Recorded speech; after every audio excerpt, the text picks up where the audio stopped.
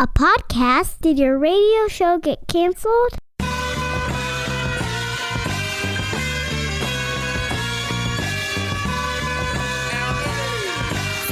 Fire.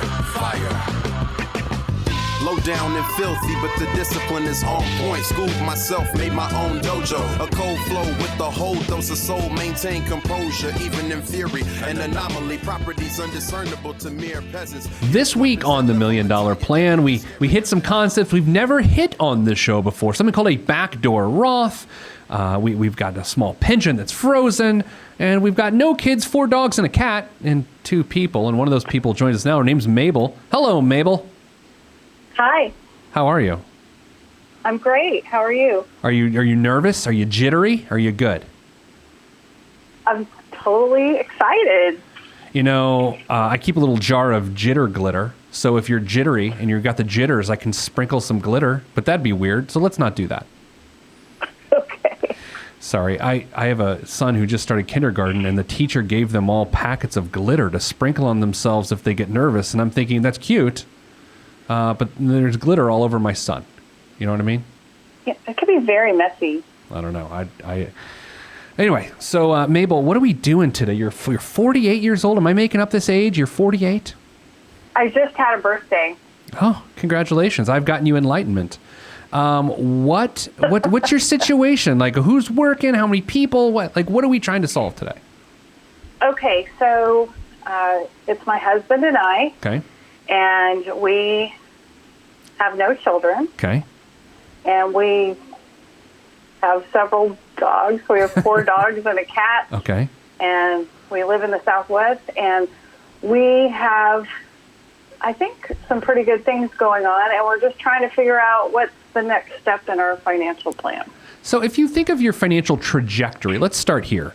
Your trajectory, the last 10 years of your financial life. Are you on an upswing? Are you on a downswing? Have you been plateaued for a while? Like, where you at? We're on an upswing. And sure. What caused that? Well, when we first, my husband and I have been together for 10 years, and we got married 8 years ago. And when we first got married, it was my first experience with combining households and things like that. Sure. I had a house, he had a house, and it was 2008. And we both bought our homes in 2005. Oh. And in 2008, they weren't worth what we paid for them. And so we were in an unusual situation. Should we sell these houses? Should we live in one, not the other? And so the natural thing for us to do would have been to live in my 2005 built 3-2 house. Okay. 1,600 or so square feet. Got it. And be comfortable, and then maybe rent or sell his house, which was built in 1926. It was 2-1 with 870 square feet. Okay. And so we were sitting there for a while thinking on this because that just seemed like the logical thing to do. And then one day I said to him, I go, the easier house to rent would be the newer house. Yeah. The 1926 house needs some things, and we can't do those things right now. So why don't we go live in this house we've never spent any significant amount of time in together, and let's just live there. And he said, are you crazy? And I said, no, I think this will actually work. So that's what we did. We moved into the small house. And now, several years later, did it work? Mm-hmm. Yeah, it did, because we stayed there for 7 or so years, and we paid it off. Okay, that's amazing. Yeah. A lot of factors led to that, but we stayed there for quite some time and made it work. So do you still live there? No, we moved into a larger home nearly 2 years ago, and we now rent that house out. Okay, so you rented the small house out. Did you keep the other house? Yes, we did. It is rented as well. So you are a real estate mogul of the Southwest. Yeah. Yeah, Oh my gosh, I guess. I'm on my way. I love this. Okay, so this is a good thing. Any major bumps, financial bumps along the way in the last 10 years, other than real estate, which can be a bump and when the real estate market explodes? No major issues other than the past couple of years, or the past since we got to this newer house built in the 50s. We've had some issues come up.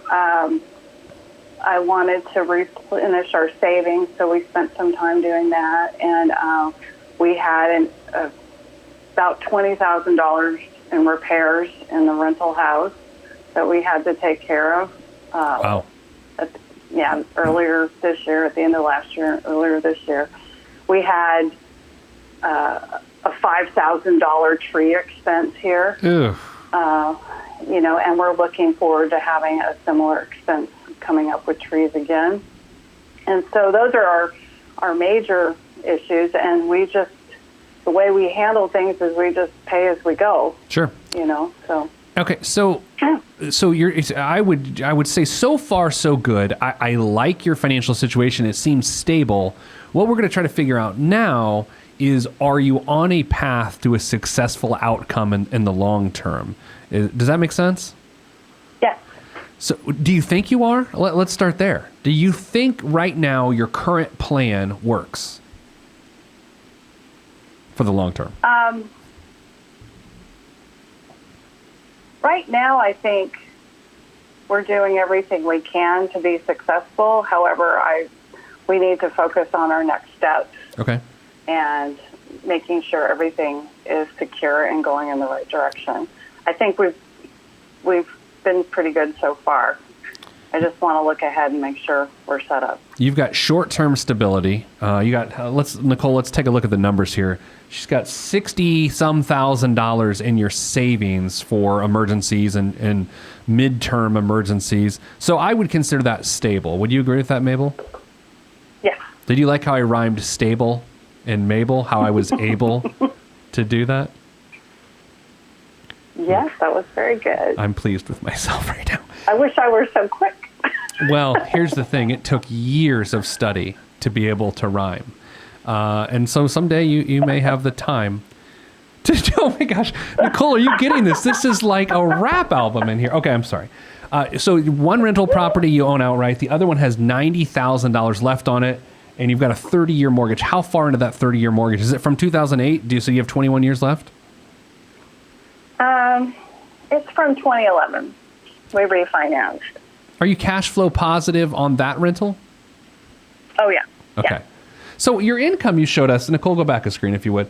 The income you showed us is $221,000 a year of household income with a net monthly of $12,500. Did you include cash flow positive rent in that $12,500 number? No. Okay, so how much is in addition to that $12,500? Another $1,500 or so. Cool. And what does it do? Does it go to like a rental property fund? Right now, any extra money we have, we like to do things one at a time. Okay. And so any extra money I have right now, or we have right now, is going towards, I just bought a car. So Nice. we're taking any extra money and siphoning it in that direction. Can I guess what kind of car? Sure. Okay, first of all, what do you do for a living? I work in IT. Okay, that's a powerful tool. Where did you go to? I don't want to say where you went to college. I don't want to ask that question because I don't want to identify you too much. I'm going to go with a Subaru. No. Damn. Am I close? Maybe. Beamer? No. Prius? No. Close. Very close. I did get a hybrid. Okay. Toyota Camry hybrid? I got a Kia Niro. I've never even heard of that. Not many people have heard of that, but it's a small SUV, and it gets 50 miles to the gallon. Holy cow, okay.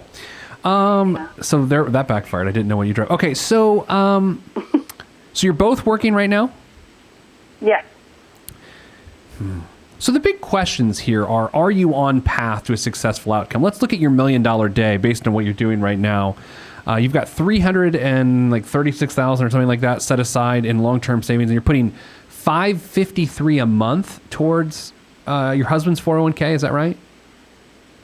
Yeah.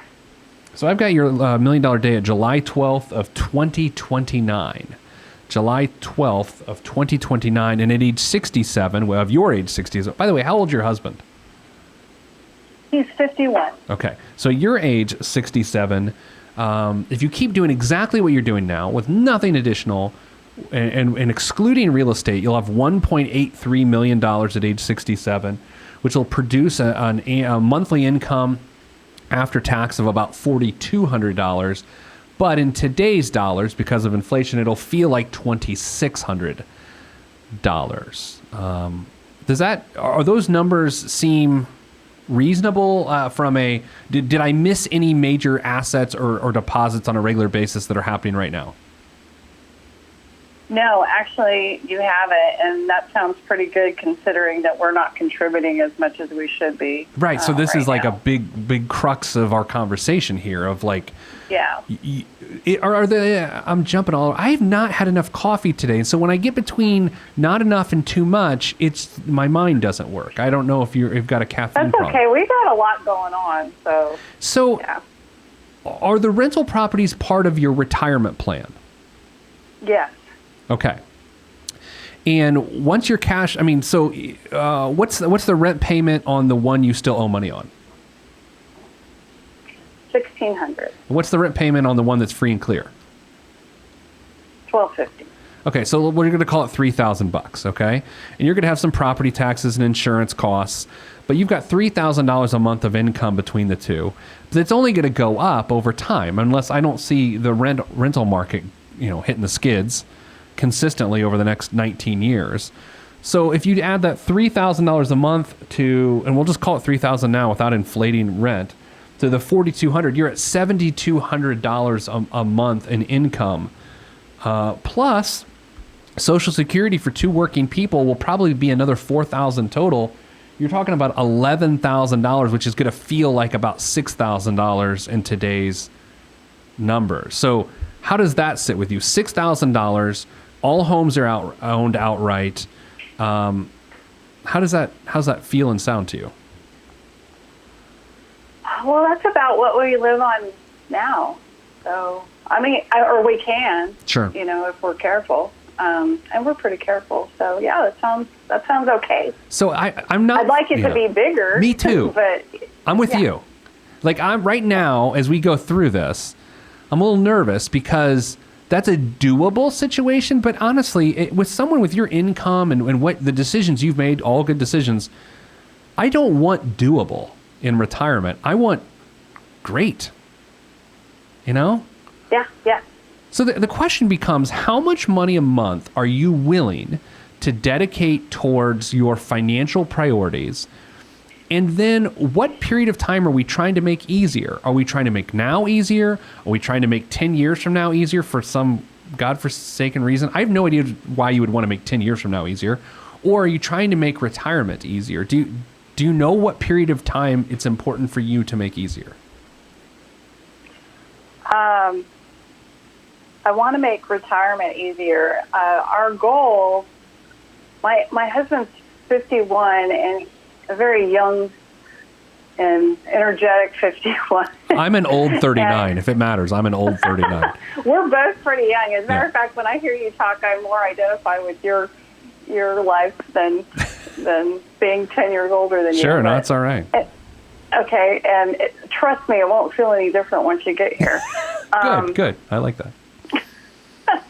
But he would like to leave his company at 55 because he will get full medical at that time and do something else with his time. Maybe downsize his job, maybe go across to another job, but eventually just kind of wind that career down at that workplace. He's been there almost 30 years. Okay, so I like this. So he's 51, and that's ideally at 55 that's happening?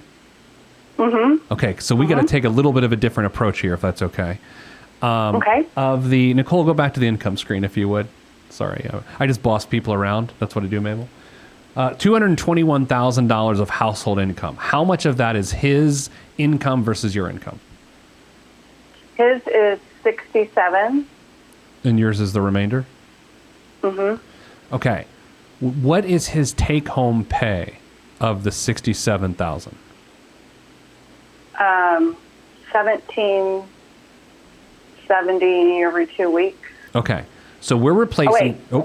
Yeah, that's right. We're replacing $3,500 a month of income for him for 4 years from now. That's what we're trying to do. He's not retiring, but he's got to find something that allows your retirement plan to be successful, that still serves sort of his intellect and what he wants to do, but brings in something around there, if not less, as long as you guys increase your retirement savings now and over the next 4 years. Did I describe that accurately, or am I missing something? No, that sounds accurate. How much a month do you think you could do something with right now? How much could you set aside for longer term financial priorities as opposed to house projects? Well, probably $3,000 or $4,000 a month. Mm-hmm. All right, I'm pulling things up as we talk here. Oh, by the way, you talked about how he's got health care for life upon stepping away at 55. Is that for you too, or just him? You know, I'm not clear on that. I don't think it includes me. The tough part about that is you're younger, right? And so you're going to need answers on that, because when you think of retirement age, I'm sure that coverage takes hold until 65 for him, but you would only be 62, so you would need some coverage during that 3 years, and that could be a pretty expensive 3 years. Okay. But let's look at some possible changes here. If you added another $1,000 a month towards your retirement plan, instead of having $1.8 million in retirement, you'd have $2.3 million in retirement. And instead of having $2,600 available of income at age 67 in today's dollars, you'd have $3,400. So that's $1,000 more a month right now. I don't want to call it a no-brainer because I don't like that phrase. But that definitely takes us a little bit further, don't you think? Yeah. I think the question is how much of $3,000, if you have $3,000 a month to work with, I don't know if it makes sense to throw all of it at retirement. That seems a little overblown, but I think we need to throw at least $1,000. Could you commit to that? Oh, easily, yeah. I've been struggling with what to do next, and because we have some surplus, and we have some things to take care of at this house, and we still want to live our lives and enjoy ourselves some, but we tend to be kind of frugal, and we don't have lots of expenses. How much do you owe in your house that you live in now? How much do you owe? $247. And your payment's like $2,200 a month or something like that? Nicole, pull that up. Yeah, $2,100. Yeah. The 30-year mortgage. Do you plan on staying there, or are you going to buy a house that was built in the 70s next? I know you just like to chunk up a few. I don't think we'll stay here. Okay. This house, it's funny, after living in a small house and living in a house over double the size, we found we just don't need all this space. And it's a really... I don't see us staying in the state that we live in either. So eventually I anticipate we would sell this house. Can I put words in your mouth for a second? Mm-hmm. I think you want flexibility. Is that true? I want to be able to do what I want when I want to do it, yeah. Okay, I'll call that flexibility, for lack of a better definition. I think right now your situation, the way it sets up, does not provide you flexibility. I think when you have $3,000 a month of cash flow that's sort of unassigned, that you're employing that flexibility now, which is taking away the flexibility of the near and far future. Do you know what I mean by that? No, not really. I mean, because we're not trying to use the money that we have extra right now. We're trying to find a place to put it. No, I understand. I know that's why you're on the program today, and I'm not beating you up for that either. What I'm saying, though, is, and you know that, I'm just restating what you wrote in an email to us. You are not leveraging opportunity properly in order to provide the future you want as of right today. Correct. Okay. So you can't contribute to, you're in IT, but you cannot contribute to a 401k. Is that correct? I am a contractor. Okay. And I don't have that right now.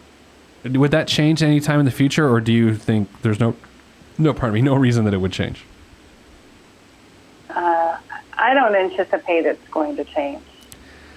So one of the questions you asked about was something called, colloquially, I can't say that word, so I shouldn't try, backdoor Roth IRAs. And the concept is you guys earn too much money to contribute to Roth IRAs. You're above the income bracket.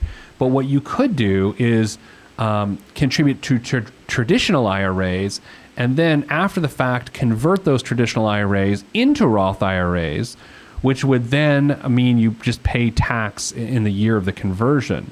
And each person, based on age, you can put $5,500 into your Roth or backdoor Roth, and your husband could put away $6,500 into his.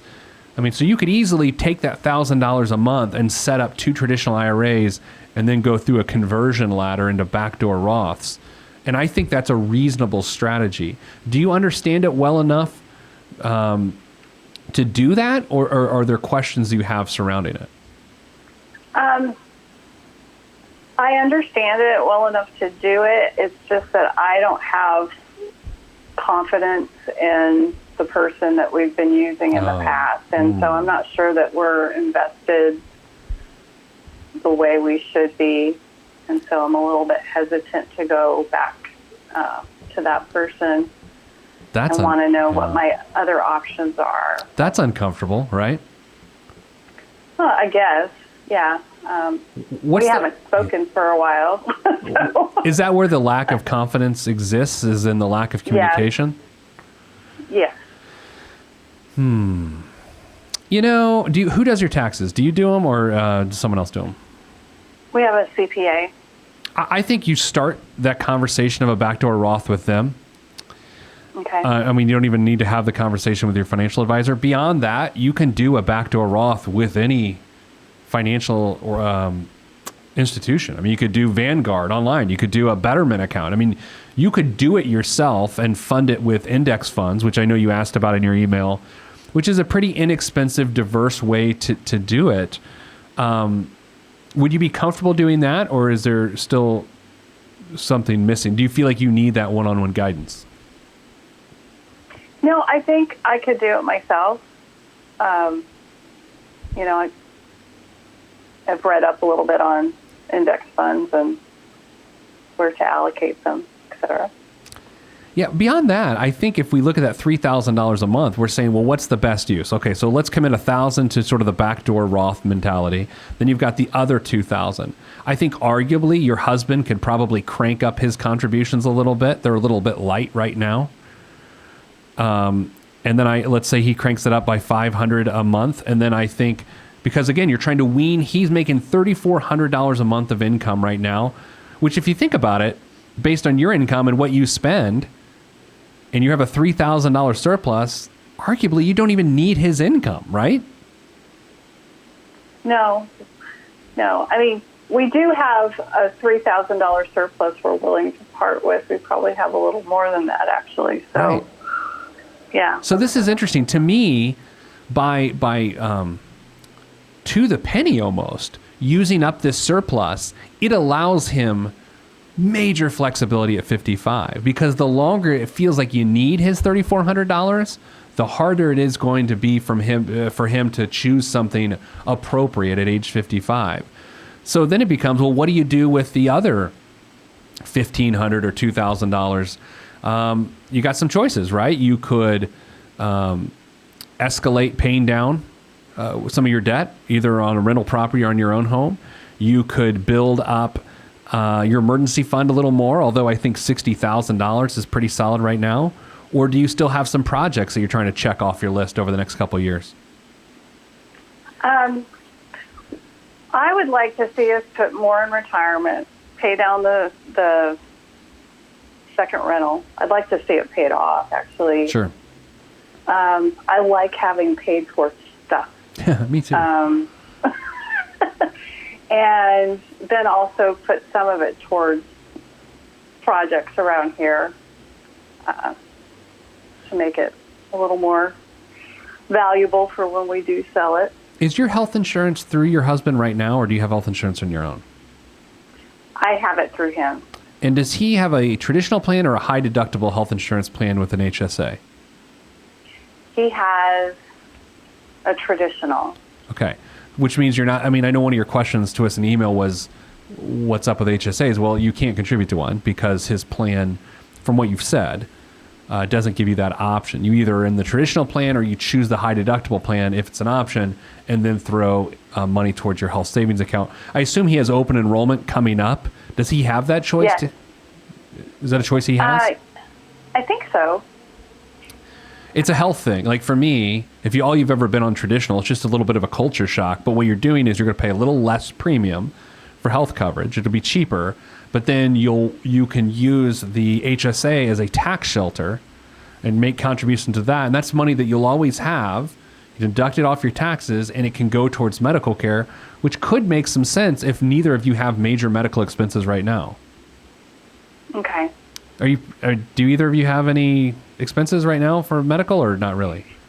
No, not really. I mean, he's on monthly medication. He has a condition, and he's in good shape.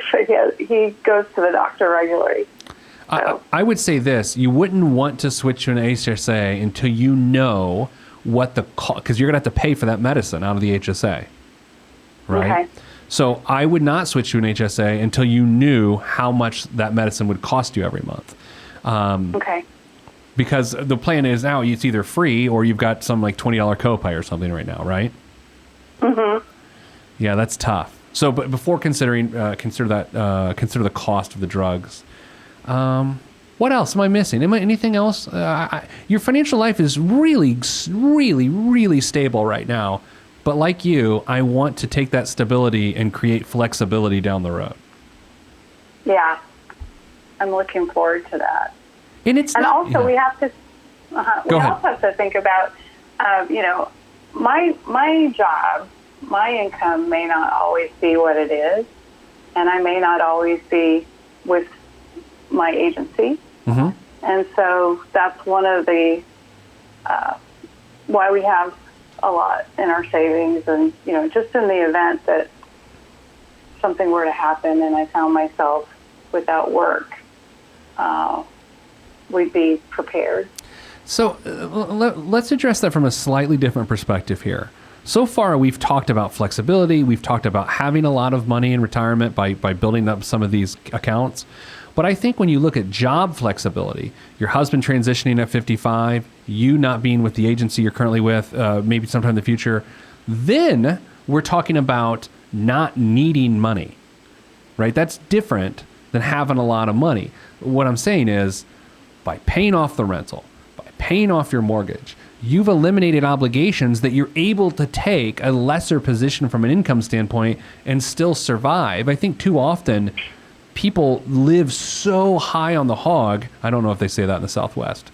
So high on the hog that they can't take a lesser paying job. And that's not what I want for you. I want you to be able to comfortably take a lesser paying job. Yeah, that's what we want too. Do both of you work for the government too? I feel like everyone on our program works for both of you work for government agencies? No. You said agency. Do you? No. Okay, that's a yes. All right. So, everyone on our show. I have a lot of Border Patrol people. No, not even close. Yeah. Yes. Any other questions you have? No, I think you've pretty much covered it. It sounds like we're thinking similarly as far as putting some more into retirement, putting some more into paying down houses, as putting some into home projects. Yeah, here's the thing. If you are as young as you say you are, which I believe you, that's not as condescending as it sounds, you don't want to tie up all your assets in post-59 and a half vehicles, right?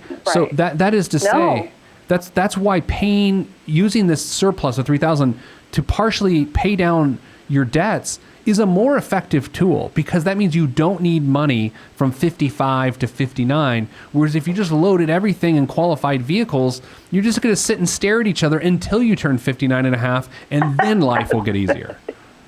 Okay, good. We're thinking alike, because that's been a concern of mine. It's like, well, we can't go anywhere. Right. What's the point? 59 and a half. Yeah. So isn't it better to take what might be a lower paying investment, put it into the property, the second property, and see what happens.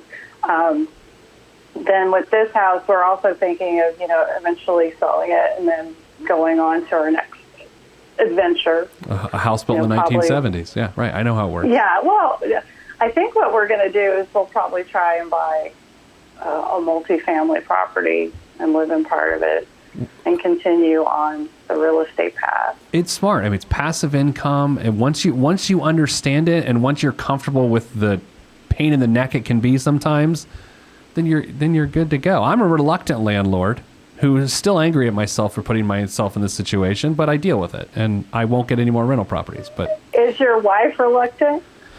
She's reluctant that she married me. In terms, I deal with the rental. We have different duties, right? I deal with the rental. She deals with the bills. I deal with insurance and investing. We have different jobs at our house. Yeah, I understand that. Yeah, my husband's a little bit reluctant. Yeah. And I'm the one that's all, ooh, yeah.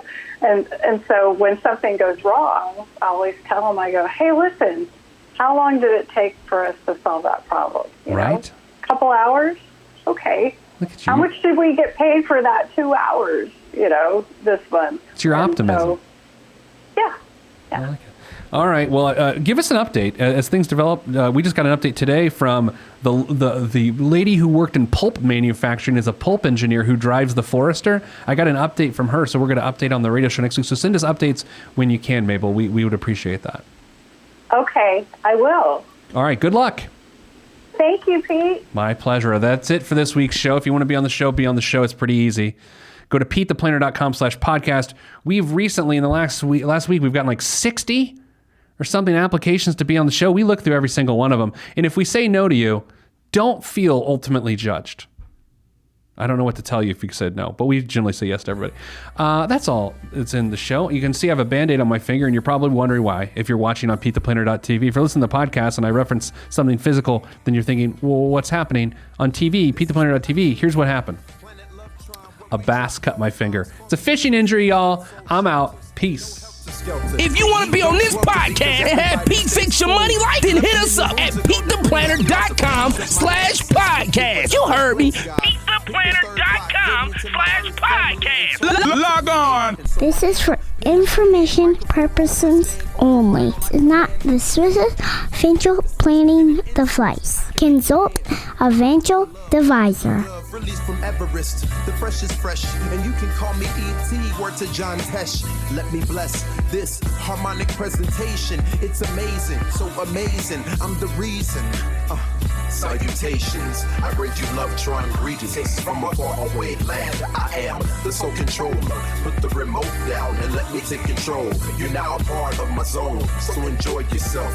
Love Tron can restore your health. I bring you greetings, salutations. How you doing? And is that how y'all say it? The tinkling of the keys is an homage to the little star. I sojourn over poetic descriptions of sound and travel to my other world. Out of this world, spaceship on my arm took me home, fueled by the ink and the megabytes and the hypertext transfer protocol, stronger than the Skynet and the Terminator. I push faders into warp speed, glide with ease, creating a breeze they call a black hole. Event horizon, no rear view concerns. This I adjourn, and beats I burn. This I adjourn, and beats I burn. Salutations, I bring you love-tron greetings from a faraway land. I am the sole controller. Put the remote down and let me take control. You're now a part of my zone, so enjoy yourself. Love-tron can restore your health. I bring you greetings, salutations. How you doing? And is that how y'all say it?